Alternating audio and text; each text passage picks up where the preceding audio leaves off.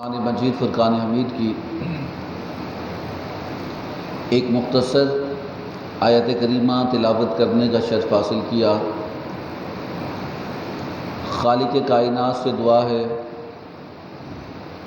حق کہنے، حق سننے اور ہم سب کو اس پر عمل کرنے کی توفیق عطا فرمائے۔ ذیقعدہ کا ماہ مقدس آہستہ آہستہ ہم سے رخصت ہوا جاتا ہے اور ذی الحج کا مقدس مہینہ میں ہم بہت جلد داخل ہوں گے۔ زندگی کے یہ شام و سحر، یہ ایام، یہ وقت اسی تیزی کے ساتھ چلتا رہے گا۔ یہ سورج وہی سورج ہے جو آدم علیہ السلام پہ چمکتا تھا اور قیامت تک اسی ایک ہی سورج نے چمکنا ہے، لیکن اسے دیکھنے والے آتے گئے اور چلے گئے۔ تو اس کی اللہ کے نبی صلی اللہ علیہ وسلم اور تمام انبیاء علیہ السلام جو دعوت انسان کو دے کے گئے، وہ دعوت کیا تھی کہ انسان اپنی اصل سے واقف ہو، اپنی حقیقت کو نہ بھولے، کسی دھوکے میں نہ رہے اور کسی فریب میں اپنی زندگی کو نہ گزارے، یہاں تک کہ یہ نہ ہو کہ وقت رخصت اسے شرمندگی ہو کہ کچھ آیا تھا کرنے کے لیے اور خالی واپس جا رہا ہے۔ تو یہ سارے معاملات انبیاء علیہ السلام سے چلے آئے ہیں اور صوفیاء اکرام علیہ رضوان نے اپنے اپنے طور پر تبلیغ دین کا کام کیا۔ کسی کو ہدایت دینا انسان کے بس کی بات نہیں ہے، کہ ہدایت من جانب اللہ ہے، اور اللہ کی جب توفیق ہوتی ہے تو پھر ایک چھوٹی بات بھی انسان کی ہدایت کا سبب بن جاتی ہے، اور رب کی توفیق نہ ہو اور پھر وہ زندگی پوری قرآن اٹھائے سینے سے لگائے، پورے گلی کوچوں میں پھرتا رہے، لوگوں کو سمجھاتا رہے، جب رب کی طرف سے توفیق نہ ہو تو پھر اسے کوئی بھی ہدایت دے سکتا نہیں۔ تو اس لیے ہمیں اپنی زندگی کو اس پیراہے کے اندر گزارنا چاہیے کہ ہم ہر وقت اس تصور میں رہیں کہ ہمارا ہر سانس ہمیں موت کے قریب کرتا جا رہا ہے، اور ہر لمحہ ہماری زندگی کا ایک ایک سانس کم ہوتا جا رہا ہے، اور ہر دن ہم چھوٹے ہوتے جا رہے ہیں۔ صوفیہ فرماتے ہیں کہ انسان سمجھتا ہے وہ بڑا ہو رہا ہے، حقیقت میں وہ چھوٹا ہو رہا ہے، کیونکہ ہر دن اسے موت کے قریب کر رہا ہے، اور ہر ایک دن گزرا ہوا، ایک سانس گزری ہوئی اس کی زندگی کے اندر کم ہوتی جا رہی ہے۔ تو یہ زندگی کے اندر جب ہم اپنا آپ کو سمجھائیں گے تو پھر ہماری زندگی کے اندر کچھ ٹھہراؤ بھی آئے گا، اور اللہ اور اس کے رسول کی محبت بھی آئے گی، اور دنیا کی بے رغبتی کا ہمیں سامان میسر آئے گا۔ امام غزالی علیہ رحمہ نے ایک واقعہ نقل کیا ہارون رشید بادشاہ کا، کہ مسلمانوں کے خلیفہ ہارون رشید بادشاہ حج کر کے واپس آ رہے تھے، تو اس کے خدام کی کثیر تعداد اس کے آس پاس اس کی حفاظت کے لیے مامور تھی، اور اسی بغداد کے اندر ایک مجذوب تھے حضرت بہلول دانا رضی اللہ تعالیٰ عنہ کے بارے میں کہتے ہیں کہ لوگ انہیں پاگل، دیوانہ، مجنون کہتے کہ اسے کچھ سمجھ نہیں آتی، لیکن اصل میں سمجھدار ہی وہی تھا۔ اور ہارون رشید بادشاہ جس راستے سے آ رہا تھا تو اسی راستے کے درمیان میں بہلول دانا رحمۃ اللہ علیہ بیٹھے تھے، تو سپاہیوں نے انہیں ہٹانا چاہا اور کہا یہ بادشاہ کی سواری، شاہی سواری یہاں سے گزرے گی، آپ راستہ چھوڑ لیں تاکہ اس سواری کو آنے میں دشواری نہ ہو۔ تو حضرت بہلول دانا علیہ رحمہ نے ان سپاہیوں سے کہا کہ میں کیوں ہٹوں، بادشاہ کسی اور راستے سے گزر جائے، یہ زمین بادشاہ کی تھوڑی ہے، یہ تو رب کی زمین ہے، اور میں اس زمین پہ بیٹھا ہوں، اور جب بادشاہ کی سواری وہاں سے گزری تو آپ نے بادشاہ کو آواز دے کے کہا کہ بادشاہ تو خوش ہوتا ہے اپنے لوگوں کو دیکھ کر جو تیرے آگے پیچھے تیری حفاظت پر، تیرے استقبال پر، تیری تعظیم پہ موجود ہیں، تو خوش ہو رہا ہوگا۔ کہ انسان کی فطرت ہے کہ انسان کو رتبہ ملے، مقام ملے، مرتبہ ملے، کوئی حیثیت مل جائے، اگر وہ سمجھدار ہے وہ اس پہ اتراتا نہیں ہے، غرور نہیں کرتا، فخر نہیں کرتا، اسے پتہ یہ سب کچھ جو ہے یہ واپس چلا جائے گا۔ اور ناسمجھ شخص اس پہ اتراتا ہے، غرور و تکبر کرتا ہے، اس کی گردن میں سریا بھی آ جاتا ہے، اس کی باتوں میں بڑھائی بھی آ جاتی ہے، اس کو دوسرے لوگ کیڑے مکوڑے نظر آتے ہیں جب انسان کو رب تعالیٰ کوئی مقام عطا فرماتا ہے۔ تو حضرت بہلول دانا علیہ رحمہ نے اسے کہا، ہارون رشید بادشاہ سے، کہ یہ تیرے آگے پیچھے جو لوگ تیرے استقبال میں، تیری تعظیم میں، تیرے احترام میں، تیرے رتبے کے جو فخر ہے اس پر کی تعظیم میں کھڑے ہیں، اور تیرے نام کے قصیدے پڑھتے ہیں، تیرے نعرے لگاتے ہیں، تیرے آگے پیچھے پھرتے ہیں، کہا کہ میں نے تجھ سے بڑے بڑے لوگ دیکھے تجھ سے پہلے، ان کے لوگ بھی تجھ سے زیادہ، لوگوں سے زیادہ تھے، وہ نہیں رہے کہ ہارون رشید تو بھی نہیں رہے گا۔ اور یاد رکھنا کہ جب تو چلا جائے گا یہی لوگ جو تیرے آگے پیچھے پھرتے ہیں کل کسی اور کے ساتھ کھڑے ہو کے نعرے لگا رہے ہوں گے۔ یہ دنیا کا رواج ہے، رسم ہے۔ اور کہا کہ جو تیرے آگے پیچھے تیری بات کرتے ہیں، تیرے جانے کے بعد تیرے بعد جو آئے گا یہ اس کے نعرے لگائیں گے، اس کے بعد جو آئے گا یہ اس کے نعرے لگائیں گے۔ اسی خوش فہمی کے اندر ناسمجھ شخص مارا جاتا ہے۔ اور کہا کہ اس بات پر خوش نہ ہو، اور یہ جھوٹ کی دنیا ہے، یہاں فریب ہے، مکر ہے، دھوکہ ہے، اور انسان سمجھ رہا ہوتا ہے کہ وہ شاید بہت کمال کرتا ہے کسی کو دھوکہ دے کر، لیکن حقیقت میں وہ اپنے لیے وبال اکٹھا کر رہا ہوتا ہے۔ اور حدیث مبارکہ میں بے شمار بار اللہ کے محبوب صلی اللہ علیہ وسلم نے اس بارے میں تاکید فرمائی کہ جھوٹ کے بارے میں، ایک آخرت کی فکر کے بارے میں بار امت کو تاکید فرمائی کہ اس بارے میں باخبر ہیں۔ آج دنیا کا کوئی مالدار شخص ہے، جب تک اس کے پاس مال ہے، منصب ہے، کوئی عہدہ ہے، آپ نہیں دیکھتے کہ لوگ اس کے پیچھے آگے پیچھے اس کے نام، اس کے ذکر کر رہے ہوتے ہیں۔ یاد رکھنا وہ انسان کا ذکر تھوڑی ہوتا ہے، وہ تو اس پیسوں کا ذکر ہوتا ہے جو اس کے پاس ہیں، وہ اس منصب کے نعرے ہوتے ہیں جو اس کے پاس ہیں۔ کل وہ سدوش ہو جاتا ہے، چلا جاتا ہے، کسی کام کا نہیں رہتا، وہ لوگ پلٹ کر اسی عہدے والے کے کسی اور شخص کے پیچھے لگ جاتے ہیں، کہ اسی گمان کے اندر انسان خوش ہوتا ہے کہ وہ بڑا کام کر رہا ہے۔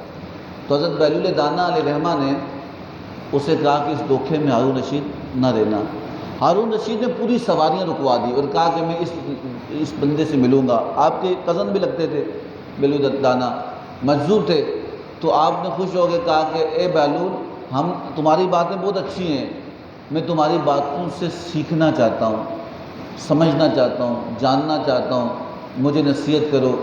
اور پھر بطور محبت حضرت بہلول دانا علیہ رحمہ سے ہارون رشید بادشاہ نے کہا کہ ہمارے لیے کوئی خدمت ہو تو بتاؤ، کوئی تمہارا کچھ دینا ہو۔ اور سننے میں آیا ہے کہ تمہارا لوگوں کا قرض ہے، لوگوں کے پیسے تم نے دینے، تم نے ادھار لیے ہیں، کہ تم چاہو تو میں بادشاہ ہوں، خلیفہ ہوں، لوگوں کا قرض لٹا دوں۔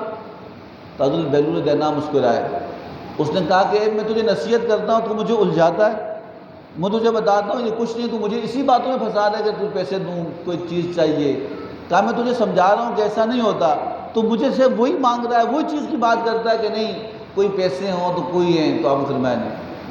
تو پھر کہا کہ یاد رکھ تیرا رب کون ہے؟ حضرت بہلول دانا نے ہارون رشید سے کہا، اس نے کہا میرا رب اللہ ہے۔ اس نے کہا میرا رب کون ہے؟ اس نے کہا آپ کا رب بھی اللہ ہے۔ کئی کیسے ہو سکتا ہے کہ تیرا رب بھی اللہ، میرا رب بھی اللہ، اور اللہ سب کچھ جاننے والا ہے، وہ ہارون رشید کو دے اور بہلول کو بھول جائے؟ وہ نہیں بھولتا، وہ امیر غریب اس کے یہاں کوئی تقسیم نہیں ہے، وہ ساری مخلوق کو ہمہ تن ایک لمحے میں سب کو دیکھ رہا ہے، وہ سب کے بارے میں باخبر ہے۔ کئی کیسے ہو سکتا ہے کہ وہ ہارون رشید بادشاہ کو دے اور وہ بہلول کو نہ دے، بہلول کو بھول جائے؟ ایسا نہیں ہوتا، وہ بہلول کو جب چاہے گا دے گا۔ اور کہا کہ نہیں پھر بھی ہمارے لائق کوئی خدمت ہوتا ہے؟ فرمایا نہیں، تجھ سے خدمت نہیں لینی، میں جو کچھ بھی میری امید ہے وہ رب کے ساتھ ہے، میرا بھروسہ۔ اور کہا کہ یاد رکھنا، اگر رب جانتا ہے کس کو کتنا دینا، اگر رب کا ارادہ ہے کہ بہلول مقروض رہے، قرض دار رہے، اس پر ادھار چڑھا رہے، اور بہلول بھی پسند کرتا ہے کہ وہ قرض دار رہے۔ کیوں؟ اللہ یہ پسند کرتا ہے۔ جب رب چاہے گا یہ قرضہ ختم ہو جائے، وہ اسباب خود پیدا کر لے گا اور میرا قرضہ ختم ہو جائے گا۔ تجھ سے امید میں نے نہیں باندھی اور تجھ سے بھروسہ رکھ کے نہیں رکھا کہ تو انسان کب نا امید ہوتا ہے، انسان کب پریشان ہوتا ہے، اور یہاں تک کہ جب انسان دنیا کے لوگوں سے امید باندھ لیتا ہے، ان پہ بھروسہ کرتا ہے کہ نہیں اس سے، یہ میرا جاننے والا ہے، اس کے ساتھ مجھے امید ہے کہ یہ کچھ کرے گا تو کچھ ہو جائے گا، اس سے کچھ مانگوں گا یہ دے دے گا، اس سے کچھ بولوں گا وہاں تک پہنچا دے گا۔ ہم ایک امید، ایک خیال اپنی ذہن میں بناتے ہیں اور کسی بندے کے پاس پہنچ جاتے ہیں، اور کہا کہ جب پہنچتے ہیں اور اسے کہتے ہیں کہ ہاں ہمارا یہ کام کر لو، جب وہ ہمارا کام نہیں کرتا ہم بدگمان ہو جاتے ہیں، ہم اس سے ناراض ہو جاتے ہیں، ہم اس سے کیا نام ہے اس کے خلاف ہو جاتے ہیں۔ کیوں؟ اس نے ہمارا فلاں کام نہیں کیا۔ بھئی سوال یہ ہے کہ اس نے کب کو بولا تھا میں کروں گا؟ ہم خود ہی ایک اپنے ذہن کے اندر ایک محل تراشتے ہیں اور خیال کرتے ہیں کہ ایسا کرے گا تو ایسا ہو جائے گا۔ انسان کی 100 مجبوریاں، 100 بات ہوتی ہے، لیکن وہ جب نہیں کرتا ہم اس کے مخالف بھی ہوتے ہیں۔ اس لیے صوفیہ فرماتے ہیں کبھی دنیا داروں سے امید نہ رکھنا، کبھی امید نہیں رکھنا کہ یہ ہمارے کچھ کرے گا۔ یاد رکھنا کہ دنیا کا کوئی شخص اگر تمہارا کوئی کام کرتا بھی ہے، اس کا سبب رب کی ذات مقدسہ ہے۔ اور پھر فرمایا کہ اولیاء اللہ سے امید رکھنا، ان سے امید رکھنا۔ تو کسی نے پوچھا کیوں امید رکھیں؟ جب دنیا داروں سے امید رکھنے کا منع کیا تو اللہ والوں سے امید رکھنے سے کیوں منع نہیں کیا؟ فرمایا کہ اس لیے کہ ان کو یہ ذہن میں ڈال لیں کہ اللہ والوں کے پاس جو کچھ ہوتا ہے وہ اللہ ہی کا ہوتا ہے، وہ ایسی امیدیں دلاتے ہی نہیں ہیں، ان کی امیدیں اللہ کی ہوتی ہیں۔ اور یہاں تک کہ جتنے چکر ہم نوکری کے لیے کسی ایم این اے، ایم پی اے یا کسی بھی بندے کے پاس، ہم اس حد تک چلے جاتے ہیں کہ پیسے لے لو بھائی، یہ کام ہمارا کر لو، اتنے پیسے دے لو، جتنے تمہاری پیسے ہیں وہ دے دو، ہمارا کام کر لو، لیکن وہ کام پھر بھی نہیں ہوتا۔ ہم صبح دوپہر شام تعلقات کو استعمال کرتے ہیں، چکر لگاتے ہیں، درخواستیں جمع کروا رہے ہوتے ہیں، اور پھر گھوم پھر کے جب کچھ نہیں ہوتا پھر خاموش ہو جاتے ہیں۔ تو صوفیہ فرماتے ہیں کہ اگر جتنا چکر ہم فقط ایک دنیا کی نوکری جب تک پتہ نہیں کب تک ہے وہ، اس کے لیے ہم اس کو حاصل کرنے کے لیے ہم دنیا داروں کے جگہوں کے چکر لگاتے ہیں، اگر اس سے بھی آدھے چکر ہم مسجد کے لگا کے وہاں 2 رکعت نفل حاجت ہی پڑھ لیتے تو رب تعالیٰ کب سے بیڑا پار کر لیتا۔ ہم نے اصل چیز کو چھوڑ کر فرع کو پکڑ لیا، ہمیں سمجھا کہ وہی دے گا۔ یاد رکھنا وہی درخت تر و تازہ ہوتا ہے جس کی شاخیں سلامت ہوں، اور جن کی شاخیں خشک ہو جائیں وہ کبھی سلامت نہیں ہوتا۔ تو یاد رکھنا کہ انسان کی ابتدا ہی اللہ ہے، یعنی پیدا کرنے والی ذات، ہم کچھ نہیں تھے۔ آپ سے کوئی پوچھے کہ آپ کی کسی کی شادی نہیں ہوئی، اسے پتہ ہے کہ اس کی اولاد کتنی ہوگی، اس کے بیٹے ہوں گے بیٹیاں ہوں گے کتنے ہوں گے، نہیں پتہ۔ کب آپ کسی ایک واحد شخص ہے، اس کو نہیں پتا کہ اس کی اولاد ہوگی کہ نہیں ہوگی، وہ شادی کرتا ہے اس کے بچے ہوتے ہیں۔ تو یاد رکھنا کہ جب وہ نہیں تھے تو رب کو پتا تھا، اس نے پیدا کیا، اور ایک وقت ہوگا وہ نہیں ہوں گے پھر بھی رب کو پتا ہوگا۔ تو جو چیز نہیں رب اسے بھی جانتا ہے، تو ہم اس چیزوں کے بارے میں فکر مند ہوتے ہیں کہ جس کے بارے میں صوفیہ نے منع فرمایا۔ اور صوفیہ ایک اور بات فرماتے ہیں کہ اگر زندگی میں سکون چاہتے ہو، کیا چاہتے ہو؟ کیا چاہتے ہو؟ سکون کا مطلب خاموشی، سکون کا مطلب اطمینان، امن۔ سکون کا معنی یہ بھی ہے کہ اسے جھگڑوں کے اندر بھی اسے کوئی فکر نہ ہو، جنگوں کے اندر بھی اسے کوئی پرواہ نہ ہو۔ اور جب بندہ بے سکون ہو نا، وہ خوشی کے اندر بھی بے چین ہوتا ہے، وہ آرام دہ بستر کے اندر اسے نیند نہیں آتی۔ تو اللہ سے سکون طلب کریں۔ کیا طلب کریں؟ تو صوفیہ فرماتے ہیں کہ سکون کب آتا ہے؟ کہ سکون کب آتا ہے؟ جب ہم لوگوں کی باتیں کرنا چھوڑ لیتے ہیں۔ کب آتا ہے؟ ہم لوگوں کی باتیں کرنا چھوڑتے ہیں، فلاں کیسا ہے، فلاں کیسا ہے، وہ کیا کرتا ہے، اس کے کیا معاملے ہیں، اس کا فلانا مسئلہ ہے، اس کے گھر کی حالت ٹھیک نہیں، اس کی بیٹی بھاگ گئی، نہیں ہوتی جس کے زمانے میں، فلانے کی بیٹی بھاگ گئی، اس کی ماں ہی خراب تھی، اس کا باپ بھی خراب تھا، اس کی تربیت ہی اچھی نہ ہوئی، اس کا کوئی تربیت ہی اچھی نہ ہوئی۔ یاد رکھنا یہ تربیت کا معاملہ نہیں ہوتا۔ تو کیا آپ کیا کہیں گے؟ کوئی بندہ، اللہ کہتا ہے کہ میں تو زندوں سے مردوں سے زندہ پیدا کرتا ہوں، نیکوں کے گھر بد کے گھر میں نیک پیدا کرتا ہوں۔ کیا مطلب نیکوں نے تربیت صحیح نہیں کی؟ یہ اللہ کے معاملات ہیں. یاد رکھنا نوح علیہ السلام کا اپنا سکا بیٹا کافر ہو گیا، نعوذ باللہ ہم کیا کہیں گے کہ تربیت صحیح نہیں تھی. حضرت لوط علیہ السلام کی بیوی کافرہ ہو گئی، ہم کیا کہیں گے نعوذ باللہ. معاملہ نانا یہ رب کے معاملے ہوتے ہیں. ہم ڈسکس کر رہے ہوتے ہیں فلاں کی بیٹی بھاگ گئی وہ صحیح نہیں تھی تو وہ اس کے نہ، یہ خرابیاں بے سکونی کی ابتدا یہاں ہوتی ہے. جب آپ دوسروں کے اوپر کھٹکھٹا رہے ہوتے ہو تو پھر تمہارے دروازے بھی کھٹکھٹانا شروع ہوگے، تمہیں رب چین نہیں دے گا. ہمارے یہاں خرابیاں کب ہوتی ہیں معاشرے کے اندر؟ ہمارے یہاں خرابیاں تب ہوتی ہیں کہ جب ہم کہتے ہیں یا وہ گندا آدمی ہے، اس کے اندر وہ بری عادت ہے. یاد رکھنا کہ اس کی ایک بری عادت کی وجہ سے ہمیں بغض ہو جاتا ہے، اس سے نفرت ہو جاتی ہے. تو یاد رکھنا کہ ہم اپنے آپ کا موازنہ کریں کہ ہم کتنی بری عادات ہمارے اندر موجود ہے. کوئی دن ایسا ہوا کہ اللہ رب العزت نے حکم دیا ہو کہ اس کی اس عادت کی وجہ سے اس کا رزق روک دو، اس کو روزہ نہیں دینا، اس پہ ہوا بند کر لو، اس کو پانی نہیں دینا. ایسا کبھی ہوا؟ ایسا کبھی بھی نہیں ہوا. ابھی فرشتے اللہ سے کہیں یا اللہ یہ فلاں دن شراب پی رہا تھا، تو رب کہے گا جس نے شراب پی اس کو نکال دو، بس ختم. نہ شراب بھی پی رہے ہیں، گناہ بھی کر رہے ہیں، رب معاف کر رہا ہے، درگزر کر رہا ہے. اللہ رب العزت کے بندے فرماتے ہیں کہ انسان کو بھی رب کی صفت کو اپنانا چاہیے، معاف کرنے والا، درگزر کرنے والا. ہم کہیں نہیں بدلہ لیں گے، ہماری اسٹیٹس کے خلاف ہے، ہماری عزت خراب ہوگی. اگر کوئی بندہ کسی شادی میں کسی کو کچھ بات کہہ دے تو صدیوں تک وہ لمبی لڑائیاں چلتی ہیں ان کی، وہ بغض چلتا ہے. وہ کہتا ہے نانا مجھے فلاں شادی یاد ہی، وہ کسی بچے کی شادی تھی، اس نے مجھے برا کہا تھا، میں تو بدلہ لوں گا. وہ چاہے لاکھ معافیاں مانگا، ہم کہیں نہیں ہماری عزت کا مطلب. یاد رکھنا روایات میں آتا ہے کہ جو بدلہ لیتا ہے تو اس کا معاملہ چلو ختم ہوتا ہے. جو بدلہ لے لے، کتنا بدلہ لے گا؟ کیا اسے ذلیل کرو گے بس؟ اس نے آپ کی بےزتی کی تھی، آپ اس کی بےزتی کر لو گے بس؟ اس کی متبادل کیا ہے؟ اللہ کہتا ہے کہ جب اللہ کے محبوب صلی اللہ علیہ وسلم کے حدیث مبارکہ مفہوم ہے اور روایات صوفیہ بھی فرماتے ہیں، آپ فرماتے ہیں کہ جب انسان بدلہ لینے کی طاقت رکھے اور بدلہ لینے کی طاقت رکھنے کے بعد اس کے اندر طاقت ہے، وہ بدلہ لے سکتا ہے، اسے کوئی روک نہیں سکتا، لیکن اس کے باوجود وہ معاف کر لے. کیا کر لے؟ ہمارے یہاں معافی کب ہوتی ہے؟ ہمارے یہاں معافی کب ہوتی ہے؟ جب ہم کہتے ہیں کہ اگلا بندہ ہم سے طاقتور ہے، ہم کہتے ہیں معاف کیا.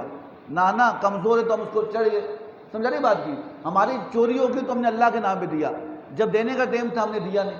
سمجھا نہیں؟ ہمارے یہاں معافی زبردستی کی معافی یہ نہیں کہا کہ معافی اسے کہتے ہیں کہ جب تمہارے پاس طاقت، استطاعت، قوت ہونے کے باوجود کہ اگلا بندہ تم سے کمزور تھا، ایک وقت وہ طاقتور تھا، ایک وقت آیا آپ طاقتور ہو گئے. یہ تو زندگی کے نشیب و فراز ہے، آج کوئی اوپر ہے تو کل کوئی اوپر ہے. سمجھا نہیں بات کی؟ اس کے باوجود بھی وہ شخص اس وجہ سے معاف کرتا ہے کہ رب نے کہا معاف کرو، تو رب تعالیٰ اسے جنت میں داخل کرے گا. کس میں داخل کرے گا؟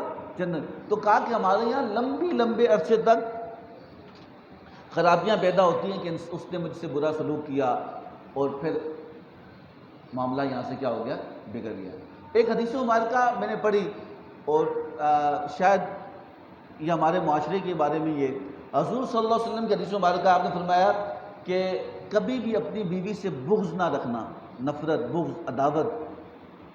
تو کہا دیکھو بیوی سے بھی بغض ہوتا ہے. کوئی سمجھے گا کہ نہیں بیوی سے بغض کیا ہوتا ہے؟ نہیں، حضور نے کہہ دیا تو پھر ہوتا ہوگا لوگوں کو. اسی کی علماء فرماتے ہیں کہ اسی کی اس حدیث کے مطابق اگر دیکھا جائے تو پھر تو سسرال سے بغض ہوتا ہے.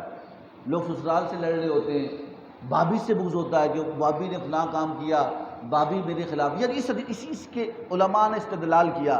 اب فرمایا کہ اس حدیث سے پھر پتہ چلتا ہے کہ لوگ بیوی کا بغض رکھتے ہیں تو پھر سسرال کا بھی رکھتے ہوں گے، پھر بھابھی کا بغض بھی رکھتے ہوں گے، پھر دیور کا بغض بھی ہوگا. یہ سارے بغض اس لیے ہوتے ہیں کہ ہم نے اپنے اندر ایک عداوت، نفرت کو جنم دیا. یاد اپنا جو جنم دو گے وہی حاصل کرو گے، جو پیدا کرو گے اسے وصول کرو گے.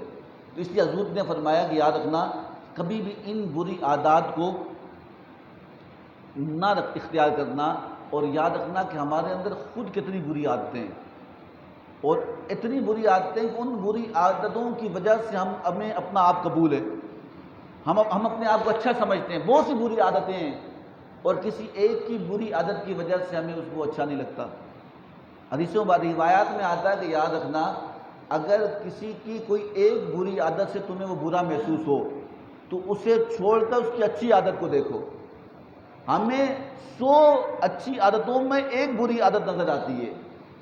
50 اچھائیوں میں ایک خامی نظر آ رہی ہوتی ہے. حضور نے فرمایا کہ اس طرح بغض ہوگا، نفرت پیدا ہوگی.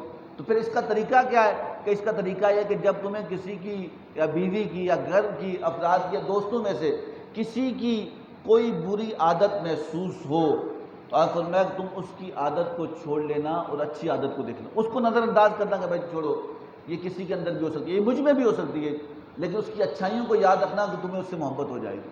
سمجھا رہی بات کی؟ تو ہمیں اچھائیاں نظر نہیں آتی، برائیاں ہمیں نظر آ رہی ہوتی ہیں. حضور صلی اللہ علیہ وسلم کے حدیث مبارکہ کا مفہوم ہے. اللہ کے نبی صلی اللہ علیہ وسلم نے فرمایا کہ 3 چیزیں ایسی ہیں جو دین کو مونڈ ڈالیں گی، گنجا کر لیں گی، دین کو تباہ کر لیں گی، انسان کے دین کو ختم کر لیں گی. تو صحابہ اکرام علیہ رضوان نے پوچھا کہ یا رسول اللہ صلی اللہ علیہ وسلم وہ کیا ہیں؟ آپ نے فرمایا کہ وہ 3 عادتیں حسد، پہلی عادت، دوسری تکبر اور تیسری بغض ہے. تو اس لیے کہا کہ جس کے اندر حسد ہوگا اس کا ایمان ختم ہوگا، جو غرور کرے گا، تکبر کرے گا، اس کا ایمان ختم ہوگا، جو بغض رکھے گا، عداوت رکھے گا مسلمان، تو کہا اس کا ایمان بھی باقی نہیں رہے گا. تو اللہ کے نبی صلی اللہ علیہ وسلم نے ہمیں اس پیارے انداز میں اسلام کی دعوت دی ہے اور اس پیارے انداز میں سمجھایا ہے کہ یاد رکھنا کہ لوگوں کی بری عادتیں نہ دیکھو. کون سی عادتیں دیکھو؟ بولیں کون سی عادت دیکھو؟ اچھی عادت دیکھو. اور پھر اتنا بڑا ظلم جس نے کیا ہو، ہزاروں کے لوگ شہید کیے ہوں، اس کے بارے میں حضرت ابوبکر صدیق فرماتے میں رو گیا. کہا کہ میں رو گیا. کہا کیا ہوا؟ کہا کہ فتح مکہ کے بعد ابو جہل کا بیٹا اکرمہ، اس نے پیغام بھیجا کہ یا رسول اللہ صلی اللہ علیہ وسلم میں مسلمان ہونا چاہتا ہوں. کیا کہا؟ بولیں میں مسلمان ہونا چاہتا ہوں. پیغام بھیجا. تو اتنا ظالم شخص ابو جہل، جس کے بارے میں اللہ کے نبی صلی اللہ علیہ وسلم کا فرمان ہے، آپ نے فرمایا کہ ہر نبی کے لیے اللہ ایک فرعون پیدا کرتا ہے اور میری امت کا فرعون یہ ابو جہل ہے. اتنا ظالم، اتنا بدبخت، اتنا متکبر.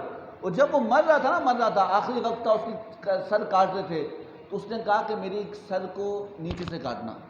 کہاں سے کاٹنا؟ کہا گردن کو نیچے سے کاٹنا، جو اس کو قتل کر رہے تھے. اس نے کہا کیوں؟ اس نے کہا میں سردار ہوں، جب میری گردن کٹے گی نیچے سے تو میری گردن جب تم چھن رکھو گے تو اونچا نظر آئے گا. وہ تکبر اتنا بڑا. کہا کہ مرتے وقت بھی اس کا تکبر ختم نہیں ہوا. تو اس کے بیٹے اکرمہ نے جب اسلام قبول کرنے کا کہا تو اگر ہماری مزاج جس سے معاملہ ہوتا تو ہم کہتے کہ نہیں، اسے کہنا تیاری کر، تیرے باپ نے بہت کچھ کیا، ہم کچھ سے بدلہ لیں گے. ایسا ہی ہے. انہوں نے بھی بہت مسلمانوں کو شہید کیا تھا، حضرت اکرمہ رضی اللہ تعالیٰ عنہ نے اسلام سے پہلے. تو اللہ کے نبی حضرت ابوبکر صدیق فرماتے ہیں کہ حضور نے سب کو بلایا، سب کو، جتنے صحابہ تھے سب کو بلایا. آپ فرمایا کہ لوگوں کو یاد رکھنا ابو جہل بہت بدبخت اور سخت آدمی تھا. اس نے اسلام کو بہت نقصان پہنچایا، بہت تکلیف دی، بہت سے ہمارے ساتھیوں کو شہید کیا، بہت سے مسلمانوں کو اذیتیں دی. یاد رکھنا اس نے جو کچھ کیا، لیکن اس کا بیٹا توبہ کرتا ہے. جب وہ توبہ کرنے آئے، اسلام قبول کرنے آئے، تم اس کے باپ کا ذکر نہیں کرنا، اس کے باپ کی برائی نہیں کرنا. اس کے باپ وہ برا تھا، وہ اسلام کا دشمن تھا، اصلی دشمن سے کہتے ہیں کہ وہ اصلی دشمن تھا. لیکن حضور نے فرمایا کہ دیکھا اس کی دل آزاری نہ ہو جائے، کبھی بھی وہ پرانی بات نہیں کرنا، پرانا ذکر نہ کرنا کہ نہیں اس نے فلاں مسئلہ کیا، اس کا بیٹا ہے. تو کہا کہ اس کی بات نہیں کرنا.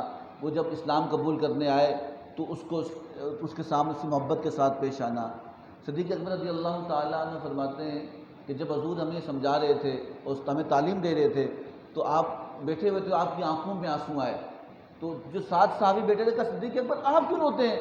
کہا میں اس لیے روتا ہوں کہ میں حضور کو دیکھتا ہوں، وہ ظلم کرتا ہے، حضور رحم فرماتے ہیں، وہ برائیاں کرتا ہے، حضور آسانیاں کرتے ہیں. تو اسلام اس چیز کا دین ہے. جنگ کا معاملہ الگ ہے، جب جنگ ہو تو پیٹھ پھیر کے بھاگنا بزدلی ہے، جب مقابلہ ہو تو پھر مقابلہ کرنا کا حکم اللہ دیتا ہے. لیکن جب امن کا دور ہے، محبت کا دور ہو، آپس میں کون سی جنگ بھائی کی بھائی کو کون سی جنگ ہوتی ہے؟ یہاں پہ کون کس سے لڑ رہا ہے؟ لیکن ہمارے یہاں جنگوں سے ہی بدتر ماحول ہے، ایک دوسرے کے ہم خون کے پیاسے ہیں. حضور نے تو کفار کے لیے بھی نرمی کی جب وہ امن میں تھے. ہم کیوں؟ تو یہ ہمارے یہاں خرابیوں کی وجہ ہے. ہم نے جب سے معاف کرنے والا سلسلہ چھوڑا تو پھر اللہ رب العزت ہم سے ناراض ہو گیا. اس کی وجہ سے ہمارا گھر برباد ہو گئے اور اللہ نے ہم سے سکون چھین لیا ہے. سکندر اعظم کے بارے میں سنا؟ سکندر اعظم وہ اتنا بڑا بادشاہ گزرا ہے کہ اس نے آدھی دنیا فتح کی. کتنی بولیں کتنی؟ آدھی دنیا لڑ لڑ کے لوگوں کو مار مار کے پورے علاقے فتح کیے. اور اس کی موت جب ہوئی تو اس کی عمر 32 سال تھی. کتنی؟ بچہ تھا، جوان تھا، 32 سال کی عمر میں وہ مرا. اسکندر اعظم کے بارے میں روایات میں آتا ہے کہ جب وہ 32 سال کی عمر میں پہنچا، ایک روایت میں آتا ہے 33 سال، یہ اسی کم و بیشی عمر تھی کہ 32 سال کی عمر میں آدھی دنیا فتح کی. اسے گریٹ کا لفظ دیا حکمرانوں نے، بعد کے مورخین نے کہا وہ گریٹ شخص تھا جس کو اتنا بڑا رتبہ ملا کہ آدھی دنیا اکیلے نے فتح کی اپنے سپاہیوں کے ساتھ. کہا وہ ملتان سے گزر رہا تھا تو کسی نے تیر مارا اس کو، بدلہ ایسا لگ رہا، تیر مارا اور تیر اس کو لگا. اس نے کہا بندہ ڈھونڈو. وہ تھا کمانڈر تھا، اس نے کہا بندہ ڈھونڈو، کس نے مجھے مارا ہے؟ سپاہی گئے ڈھونڈنے لگے، وہ نہیں نظر آیا، مارنے والا نظر نہیں آیا. تو اسکندر اعظم نے وہیں کھڑے کھڑے کہا سب کو ماروں. کہا کس کو ماروں؟ کہا بچوں کو مارو، بڑوں کو مارو، بوڑھوں کو مارو، جوانوں کو مارو، عورتوں کو مارو، جو آنکھ چمکتی ہے اس کو مٹا دو. یہاں تک کہ روایات میں آتا ہے کہ اس نے وہ کھڑے کھڑے سارے انسانوں کو مار لیا. تو اسے خدام ہے کہا سب کو مار لیا. کہا ابھی تو جانور زندہ ہیں، بلیوں کو ہی مارو، شاید بلی نے تیر پھینکا ہو. کہا جو آنکھ اس نے بلیوں کو مارا، کتوں کو قتل کروایا، پرندوں کو قتل کروایا. یہاں تک کہ جب سب قتل ہو گئے تو اس نے کہا کہ نہیں یہ میرا بدلہ ہے، مجھے ابھی بھی چین نہیں ہے. کہا کہ جب وہ اس 32 سال کی عمر میں ملتان کراس کر کے عراق پہنچا، بابل کے علاقے میں، یونان کا رہنے والا تھا، تو اس وقت اسے ملیریا ہوا. کیا ہوا؟